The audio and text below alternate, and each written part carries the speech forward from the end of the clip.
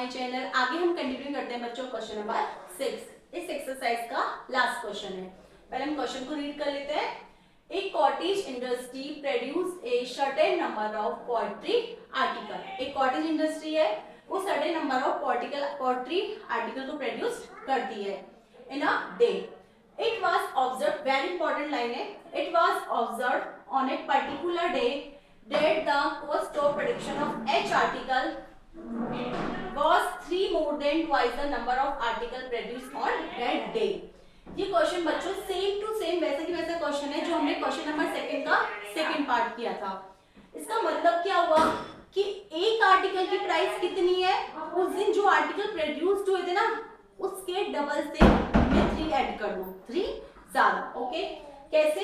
जैसे मान लो उस दिन आर्टिकल प्रोड्यूस्ड हुए 5, ठीक है। टोटल नंबर ऑफ आर्टिकल कितने प्रोड्यूस्ड हुए? 5।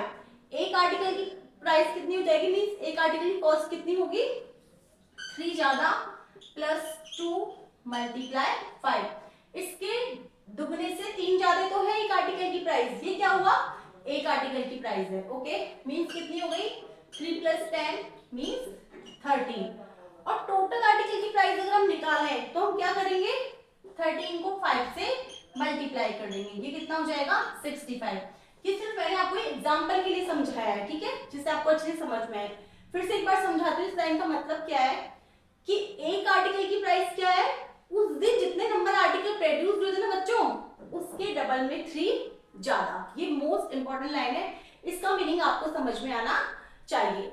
अब हमको नंबर तो पता नहीं उस दिन कितने आर्टिकल प्रोड्यूस्ड हुए, तो हम इसकी जगह क्या करेंगे? एक्स कंसीडर करेंगे। Okay, let number of article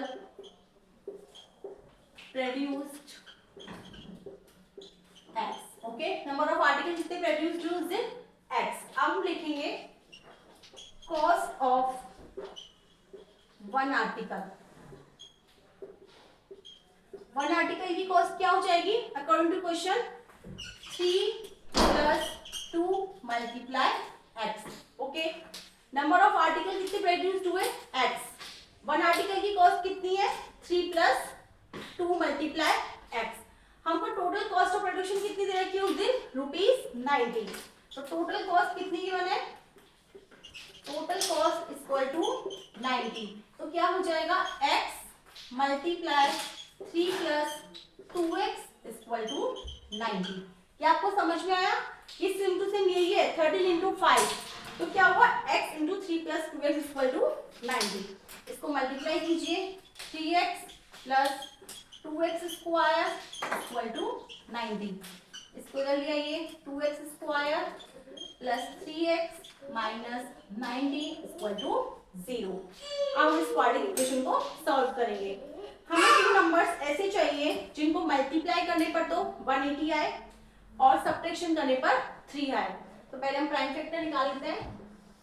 180 का 2, 90, 2, 45, 3, 3 × 3, 3 × 5 = 15, 3, 3 × 5 = 15, 5 × 5। ओके, तो वो नंबर्स क्या हो जाएंगे?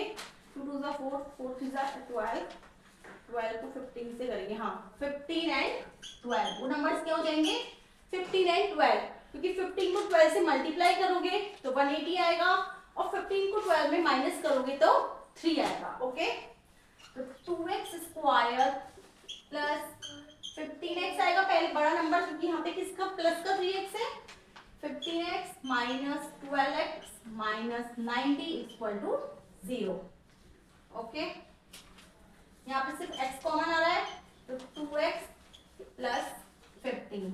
यहाँ पे अगर हम देखें तो 6 कॉमन आ रहा है तो 6 × 2 = x - 6 × 1 = 6, 6 × 5 = 30 = 0। तो टू फैक्टर हमें मिले, एक 2x + 15 and x - 6 = 0।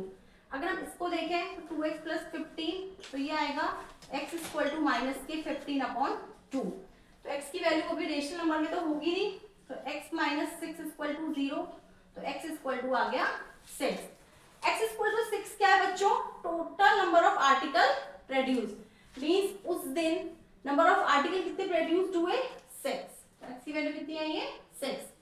इसने ये पूछा था find the number of article produced and the cost of H article, हमें कॉस्ट भी निकालनी है, तो यहाँ पे हम क्या करेंगे x की वैल्यू 6 पुट कर देंगे, तो 3 + 2 × 6, तो 3 + 12 = 15, मींस उस दिन आर्टिकल प्रोड्यूस्ड हुए 6 और 1 आर्टिकल की कॉस्ट क्या थी बच्चों 15, ये हमको फाइंड आउट करना था। 15 को 6 से मल्टीप्लाई करोगे तो 90 आ रहा है, हमने चेक कर लिया, हमने जो फाइंड आउट किया है वो सही किया है। ओके, मोस्ट इंपॉर्टेंट आपको ये वाली लाइन का मीन समझ में आना चाहिए, ये जो लाइन है ना ये बहुत इंपॉर्टेंट है, और आई होप मैंने आपको 2 बार समझाया इस लाइन का मतलब क्या है, उसके बाद तो आपको सिंपल क्वाड्रेटिक इक्वेशन सॉल्व भी करनी है।